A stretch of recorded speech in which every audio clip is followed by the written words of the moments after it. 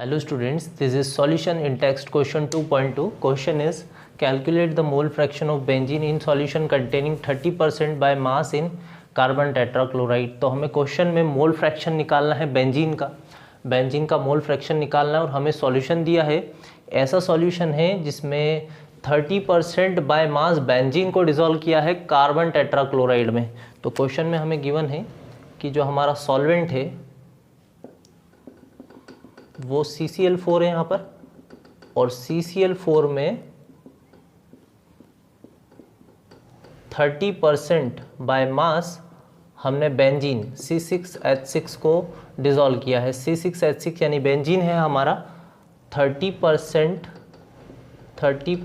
By mass. तो इसका क्या मीनिंग हुआ, अगर हमारे पास 100 ग्राम सॉल्यूशन है तो उसमें हमारा 30 ग्राम बेंजीन होगा। मतलब हम यहाँ पर स्ट्रैटेजी क्या यूज़ करने वाले हैं, हम टोटल मास लेने वाले हैं सॉल्यूशन का 100 ग्राम। तो हम लेट कर लेते हैं,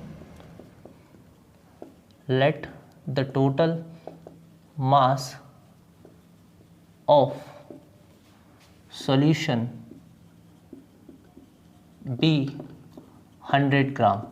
अगर आपका टोटल सॉल्यूशन 100 ग्राम है तो 100 ग्राम का 30% होगा 30 ग्राम, तो उसमें बेंजीन होगा। बेंजीन 30% है तो बेंजीन का मास आपके पास आ जाएगा यहाँ से। अगर आप सॉल्वेंट को A मान लें, A आपका हो जाएगा CCl4 कार्बन टेट्राक्लोराइड और B आप ले लें बेंजीन को C6H6, तो आपके पास में बेंजीन का मास निकल के आ गया है यहाँ से WB इज इक्वल्स टू 30 ग्राम, क्योंकि 100 का हमें 30% लेना है जो कि निकलेगा 30 ग्राम। और अगर हम टोटल मास ले चुके हैं 100 ग्राम और बेंजीन 30 ग्राम है, तो हमारा जो बचा हुआ होगा वो CCl4 होगा जो कि होगा हमारा 70 ग्राम। तो 70 + 30 100 हो जाएगा टोटल सॉल्यूशन का मास। अब हमें इन दोनों का मॉलिक्यूलर मास चाहिए, तो हम मॉलिक्यूलर मास कैलकुलेट कर लें। पहले हम निकाल लेते हैं बेंजीन का मॉलिक्यूलर मास ऑफ बेंजीन 6 × 12 6 × 1। हमारा कार्बन का जो एटॉमिक मास 12 है और हाइड्रोजन का 1 है, ये हो जाएगा 72 + 6 78 ग्राम पर मोल। तो ये निकला है हमारा मॉलिक्यूलर मास ऑफ बेंजीन। अब हम निकाल लें मॉलिक्यूलर मास ऑफ CCl4। ये आएगा हमारा WAMA is equals to molecular mass of CCl4। Carbon का होता है 12 प्लस क्लोरीन का होता है हमारा 35.5, तो 4 × 35.5 कर लें, 4 × 35.5 ये हो जाएगा हमारा 142 + 12 जो कि आएगा 154 ग्राम पर मोल। तो यहाँ से हमने निकाल लिया है मॉलिक्यूलर मास ऑफ CCl4। हमारे पास दोनों का मॉलिक्यूलर मास आ गया है। अब हम दोनों के नंबर ऑफ मोल्स कैलकुलेट करेंगे, और नंबर ऑफ मोल्स का फॉर्मूला होता है given mass divided by molecular mass. तो हम पहले नंबर ऑफ मोल्स निकालते हैं CCl4 के।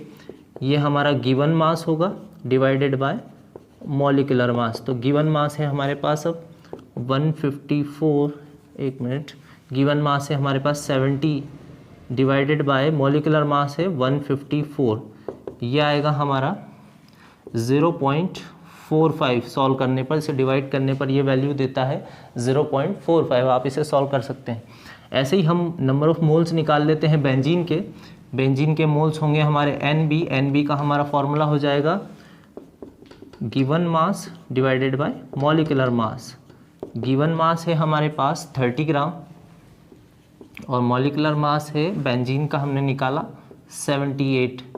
ये डिवाइड करने पर आता है 0.38।